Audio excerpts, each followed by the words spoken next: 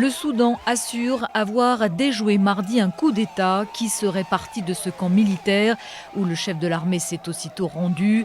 Khartoum accuse les partisans d'Omar el-Béchir, chassé du pouvoir il y a 2 ans par une révolte populaire après 30 ans de règne sans partage.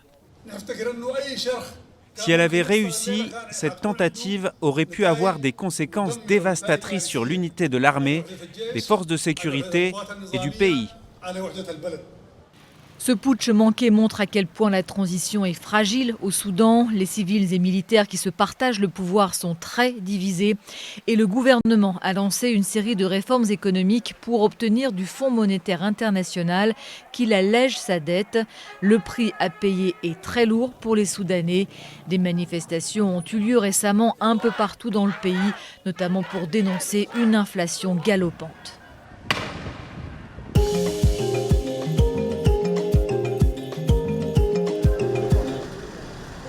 La junte affirme son autorité en Guinée. Pas question pour elle de libérer l'ancien président Alpha Condé, comme l'exige la communauté économique des États d'Afrique de l'Ouest. Pas question non plus de promettre des élections dans les 6 mois, comme sont venus lui demander les présidents ghanéens et ivoiriens au nom de la CEDEAO. Pour le chef des putschistes, le colonel Doumbouya, qui se fait désormais appeler président de la République, seul le peuple souverain de Guinée doit décider de son destin.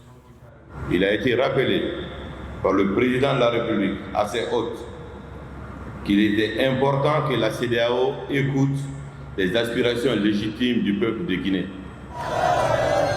Un peuple qui soutient majoritairement la junte et encore plus depuis que celle-ci a fait rentrer d'exil 4 figures de la mobilisation contre un 3e mandat d'Alpha Condé.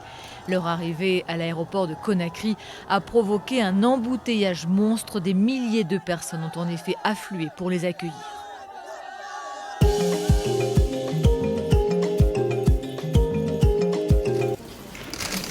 Héros pour Hollywood, mais terroriste pour la justice rwandaise. Paul Rusesabagina est connu pour avoir permis le sauvetage de plus d'1 millier de personnes durant le génocide de 1994. L'histoire de ce Hutu modéré a inspiré le film Hôtel Rwanda. Lundi, il a été condamné à 25 ans de prison lors d'un procès qu'il boycotte depuis mars. Il a été reconnu coupable d'avoir fondé et d'appartenir au Front de Libération Nationale, groupe rebelle accusé d'avoir mené des attaques meurtrières en 2018 et 2019. Ses partisans dénoncent un procès politique contre celui qui est aussi l'un des opposants les plus virulents à Paul Kagame. Sa fille adoptive accuse le président rwandais de l'avoir kidnappé pour l'amener à Kigali. Les juges ont décidé ce que le dictateur veut qu'ils décident. On n'est pas découragé par ce verdict, il ne signifie rien pour nous. Ce n'était pas un procès équitable, aucune preuve crédible n'a été avancée. Depuis 1996, Paul Rusesabagina vivait en exil aux États-Unis et en Belgique avant d'être arrêté dans des circonstances troubles en 2020.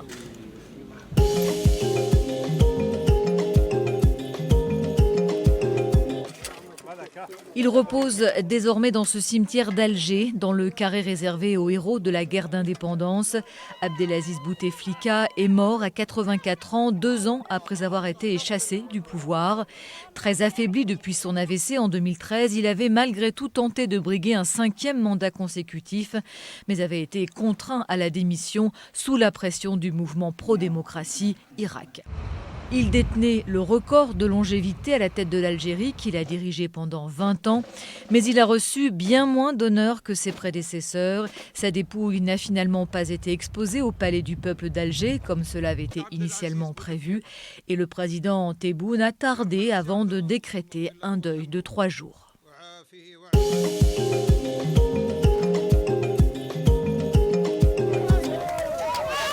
C'est l'homme le plus fort du monde. Iron Bibi a été accueilli en héros à son retour au Burkina Faso après avoir soulevé en Écosse une charge de 229 kilos.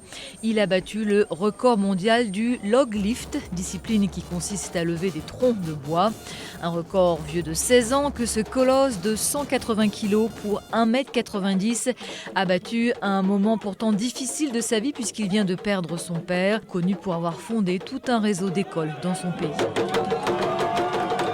C'était un devoir pour moi de toujours l'honorer et aussi honorer le Burkina Faso comme il l'a toujours voulu.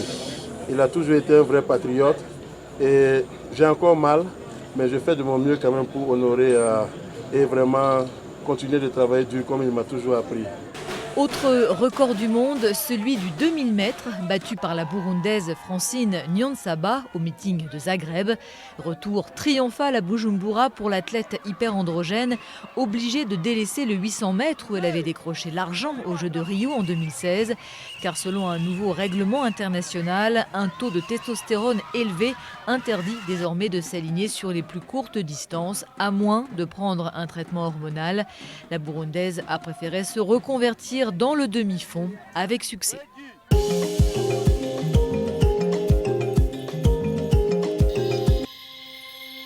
Un décor de carte postale à l'extrême ouest de la Libye.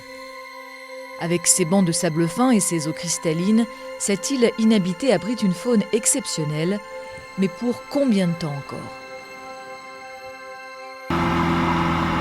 Cet archéologue connaît bien Farwa, attiré par les vestiges de son passé romain caché au fond d'un lac. Mais aujourd'hui, c'est plus l'avenir de l'île qui le préoccupe. La vérité est que cette île a été exposée à de nombreux facteurs environnementaux difficiles pendant plus de 30 ou 40 ans. Ils ont fermé le lac pour construire l'usine d'Abou Kamash, qui est considérée comme une catastrophe environnementale. Cette usine pétrochimique a déversé pendant des années des métaux lourds dans cette eau. Elle est aujourd'hui fermée, mais la pollution, elle, est toujours là. Et une autre menace a vu le jour depuis.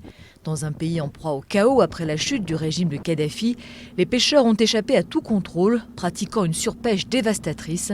En attendant que la Libye soit à nouveau capable de faire respecter les lois, les associations ont fait ce qu'elles ont pu pour limiter les dégâts. Certaines ONG se sont vraiment investies pour sauver cette île en la nettoyant et en sensibilisant les gens afin de préserver les tortues. Une île qui n'en est plus tout à fait une. En 2005, le colonel Kadhafi avait lancé un immense projet de complexe touristique à Farwa. Seule la première étape, la construction d'un pont terrestre découvert à marée basse, a eu le temps de se concrétiser. Un pont qui bloque les courants marins et rend les eaux putrides entre la côte et l'île, la face cachée de la carte postale.